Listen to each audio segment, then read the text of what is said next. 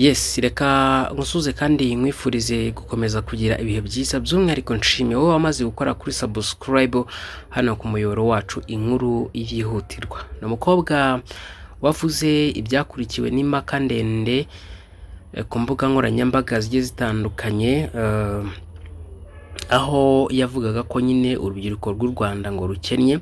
Ni umukobwa ukoresha izina rya Atanya Fiona ku rubuga nkoranyambaga rwa TikTok, wavuze ko urubyiruko rw'u Rwanda rukennye bigakurikirwa n'impaka. Yavuze ko rero ari amashusho yayifashe ubwo yari ahagaze nabi ku mufuka ndetse amaze gutekerwa umutwe n'uwari wamwijeje kumuha akazi, bikamutera agahinda akivura atanga buriya butumwa.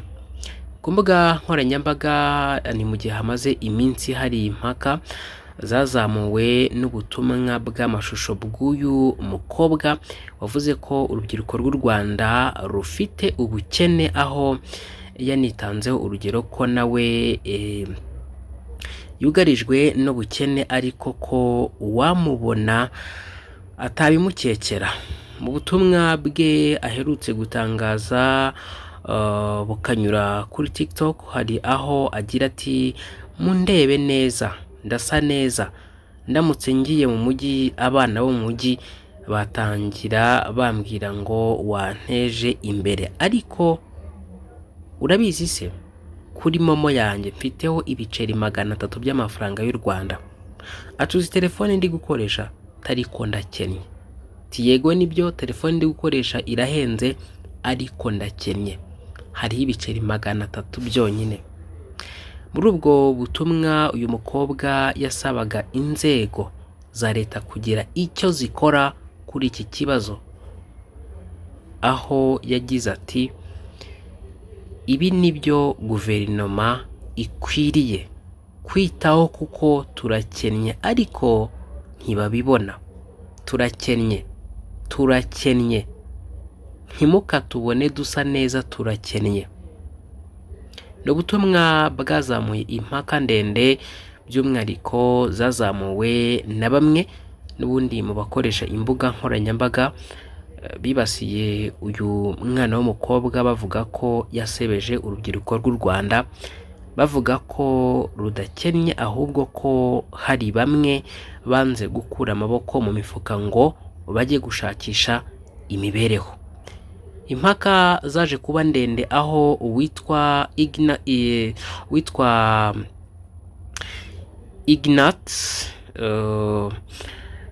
Kabagambe usanzwe n'ubundi ari umuvugizi wa kaminuza y'u Rwanda uzwiho gukoresha cyane imbuga nkoranyambaga, yanditse ubutumwa kuri X yahoze ari Twitter anenga ibyatangajwe n'uyu mukobwa, agera naho amushyira mu gatebo kamwe n'abatifuriza ineza u Rwanda mu mafoto yakize kuri uru rubuga nkoranyambaga.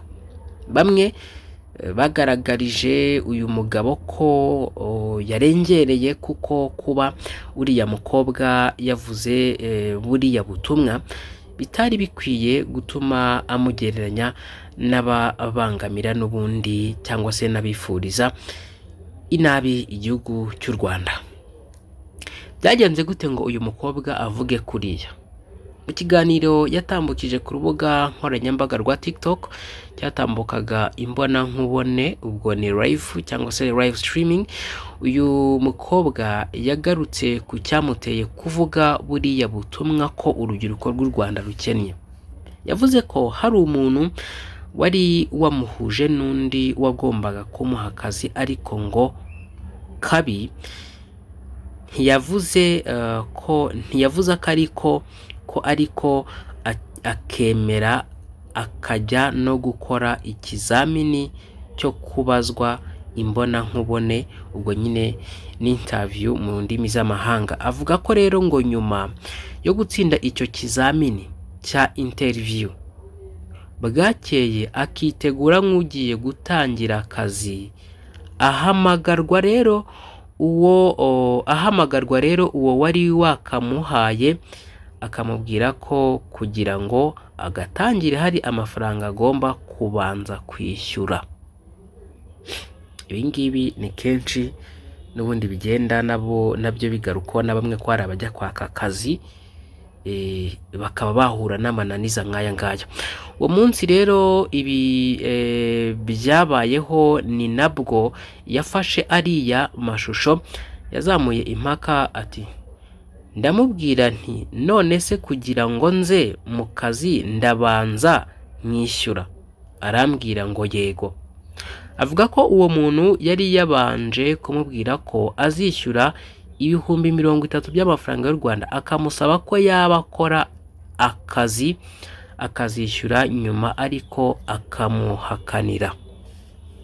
Ati arambwira ati cyakora ikintu cyashobokaga ngo nuko nabanza nkamwishyura bukeye. Ndamubwira nti amafaranga ntayo mfite, sindayabona.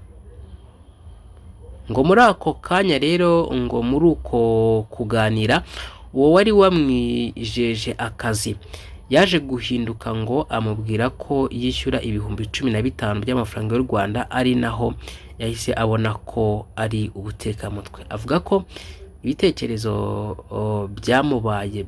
byamubanye byinshi mu mutwe, akagira n'agahinda, kandi ko kugira ngo akivure agomba kujya kuri ruriya rubuga rwe rwa TikTok ubundi agatanga ubutumwa, ari nabwo yahitaga atanga buriya bwarikoroje. Ati ubwo mba nkoze iriya video nari mbabaye, ariko ibaze gushaka akazi nta mafaranga ufite, barakanyima ndababara, mba depressed, mama wanjye arabibona. Avuga ko uwo yafataga ubwo yafataga ariya mashusho ari bwo ibyo byose byari bimaze kuba, agasigara mu rugo wenyine. Ati ndavuga nti se iyi myenda ngiye kuyikuramo, ndavuga nti reka njye kwikorera content mba ndaje. Ndavuga nti urakennye, turakennye, niko yavuze. Uyu mukobwa rero avuga ko yatunguwe n'uburyo abantu bakiriye buriya butumwa bwe, bakabujyana mu mirongo mibi, kandi atari cyo yari agamije, ahubwo ko yashakaga kugaragaza ikibazo. Avuga kandi ko nyuma y'uko atangaje buriya butumwa, hari inshuti ye yahise imurangira akandi kazi, ndetse ubu akaba ari kugakora. Ngayo nguko naho byose byaturutse. Byari byo, dukomeze kubana mu biganiro byacu biri imbere.